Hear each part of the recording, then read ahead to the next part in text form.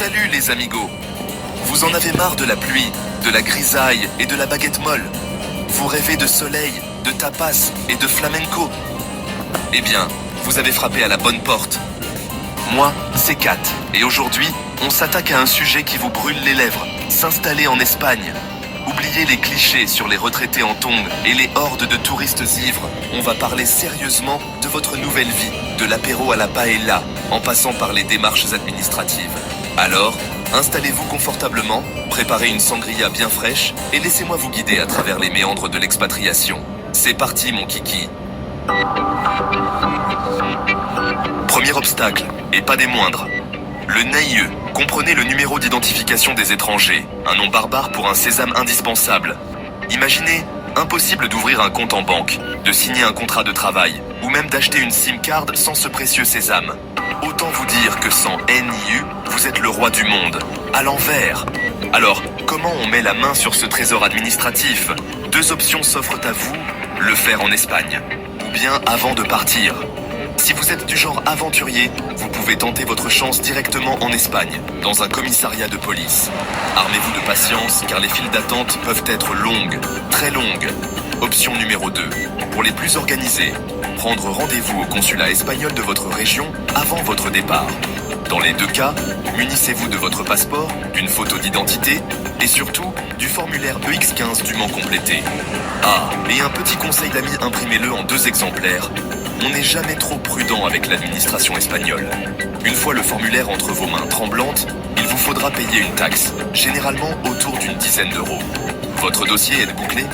Félicitations, il ne vous reste plus qu'à attendre patiemment la réponse des autorités espagnoles. Et croyez-moi, l'attente en vaut la chandelle. Avec votre nid en poche, vous êtes fin prêt à conquérir l'Espagne.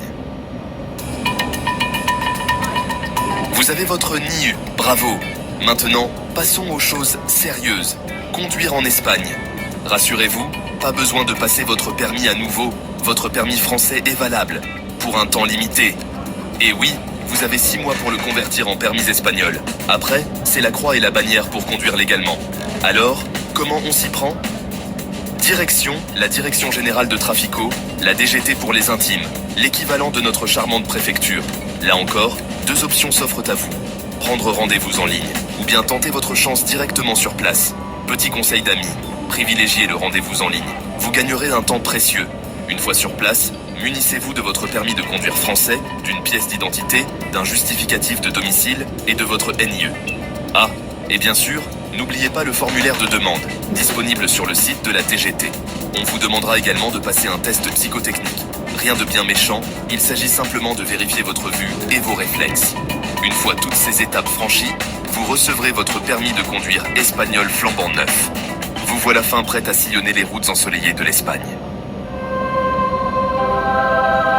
Chapitre 3. Logement, trouver son nid douillet en Espagne. NIE, check. Permis de conduire, check.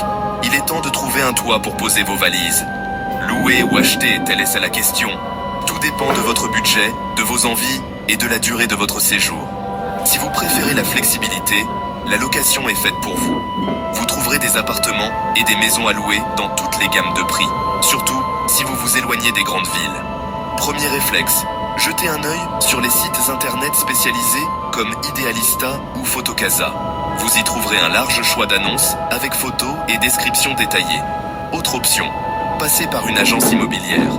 C'est plus cher, mais vous gagnerez du temps et vous éviterez les mauvaises surprises. Si vous visez l'achat, préparez-vous à un marathon administratif. Il vous faudra ouvrir un compte bancaire espagnol, trouver un notaire et vous familiariser avec les lois espagnoles en matière d'immobilier. Un conseil, faites appel à un avocat spécialisé pour vous accompagner dans vos démarches. Il vous évitera bien des tracas. Que vous choisissiez la location ou l'achat, n'oubliez pas de négocier le prix. C'est une pratique courante en Espagne, alors n'hésitez pas à faire jouer la concurrence. Une fois votre nid douillet trouvé, il ne vous reste plus qu'à vous installer et à profiter de votre nouvelle vie espagnole. Voilà, vous avez maintenant toutes les clés en main pour réussir votre expatriation en Espagne. N'oubliez pas que l'adaptation peut prendre du temps, alors soyez patient et surtout, profitez de chaque instant. L'Espagne est un pays magnifique, accueillant et plein de surprises. Ouvrez-vous aux autres, apprenez la langue et laissez-vous séduire par la douceur de vivre espagnol. Alors, qu'attendez-vous pour faire vos valises? La vie espagnole vous tend les bras.